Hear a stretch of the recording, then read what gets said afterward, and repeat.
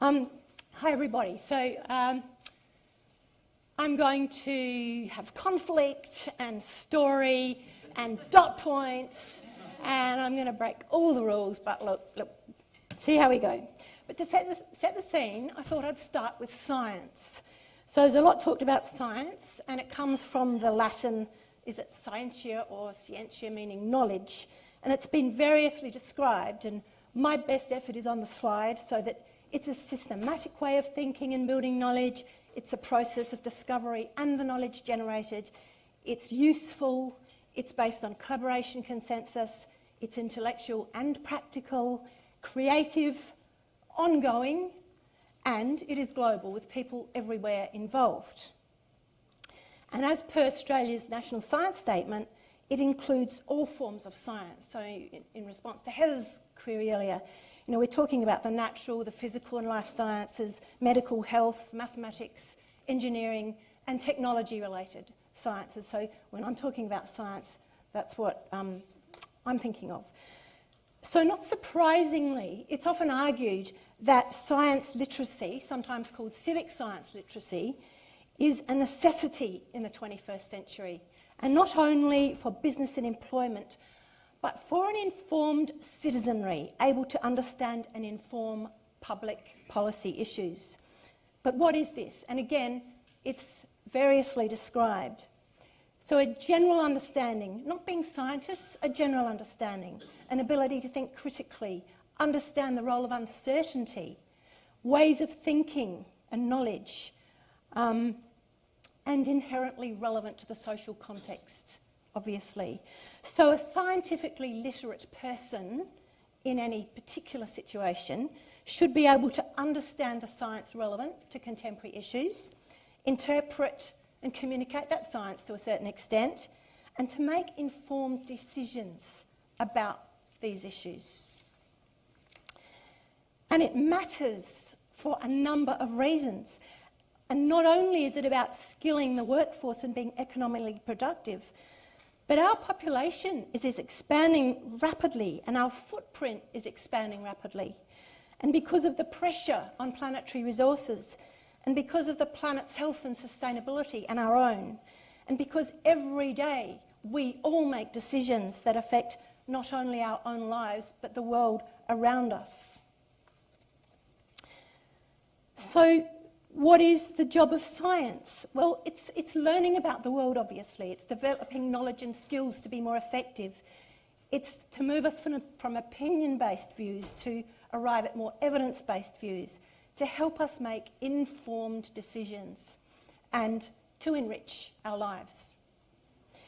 Without a scientifically literate community, we risk the consequences of ill-informed decision-making, ill-informed planning, ill-informed leadership, and the inability to effectively and positively impact public policy.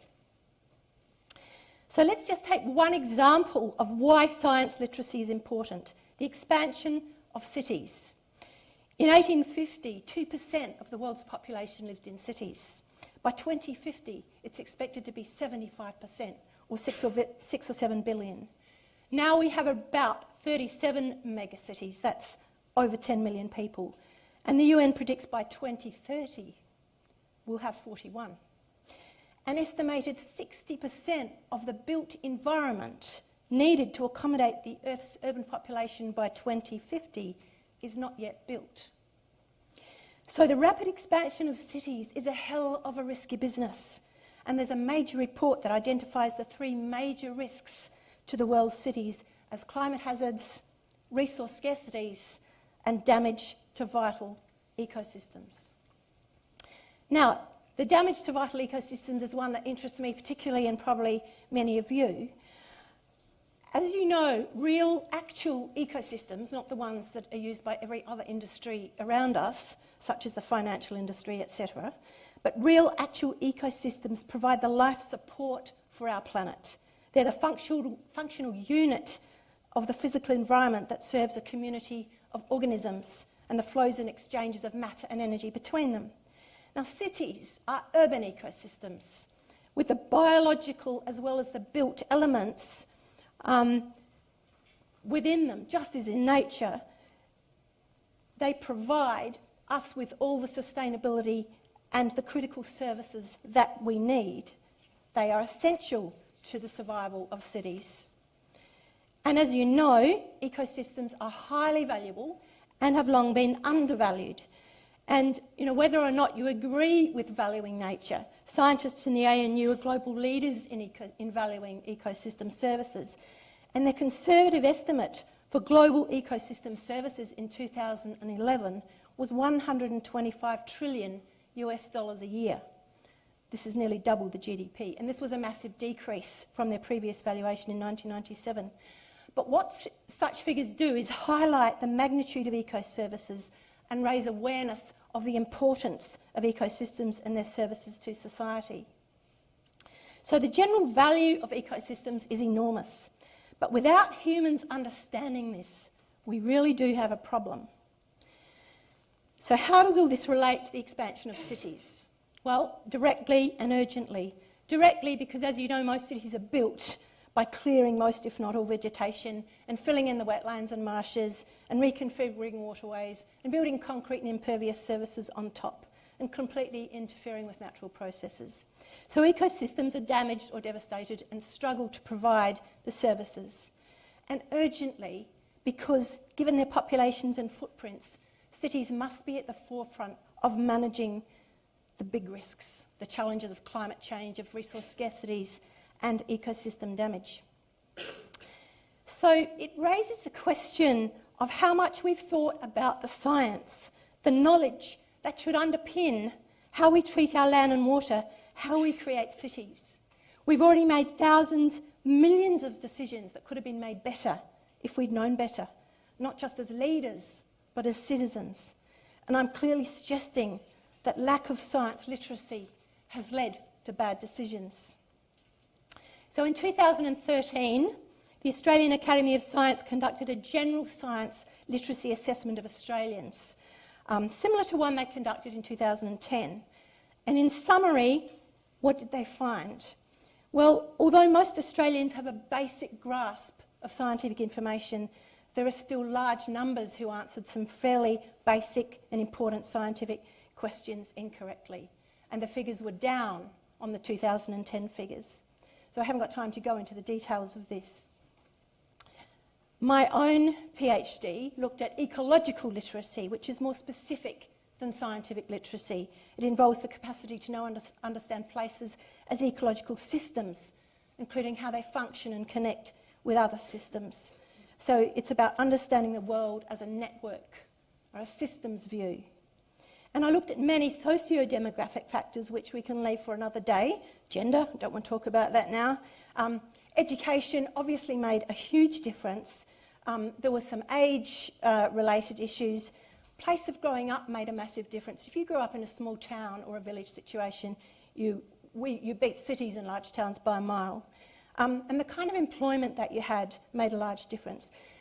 But it supports the claim that education and science-based education in particular, plus the familiar and long-term relationship with place, are of very high importance. Also looked at a range of psychographics and essentially found that outdoor and nature-based activities and lifestyles all have very strong correlations with higher levels of ecological literacy.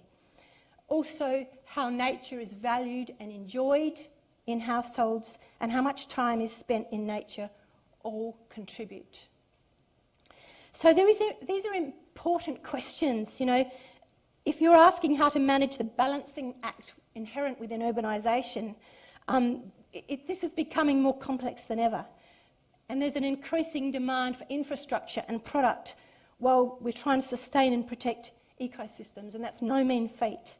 And it requires the systems thinking of science literacy.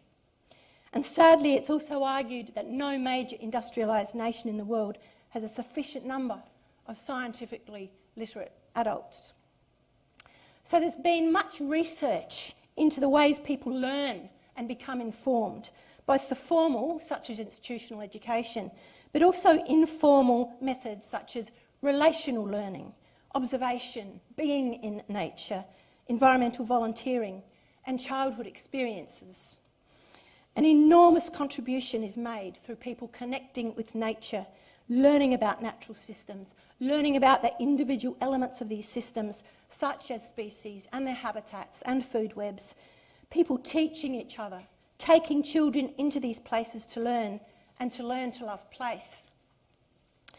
So how can science literacy be achieved? Well, through formal learning methods, such as education, as I mentioned, but through informal learning methods, spending time, outdoor lifestyles, volunteering, reading, watching documentaries, relationships, conversations with peers and mentors, sharing knowledge, information and experiences.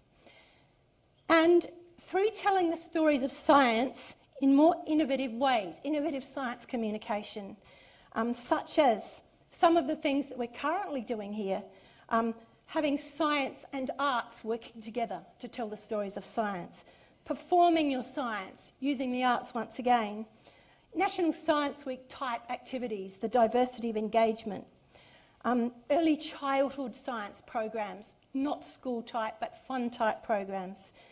The Science at the Fringe guide, you may have seen, we put out the inaugural guide this year. What are the science activities in the fringe? So introducing science, or making science and popular culture link together much more completely than they ever have before. Crossing that divide, bridging the gap, bringing them together.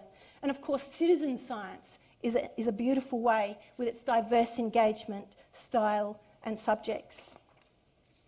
So, in summary, many things can make a critical contribution in improving the science literacy of communities. There's not just one way.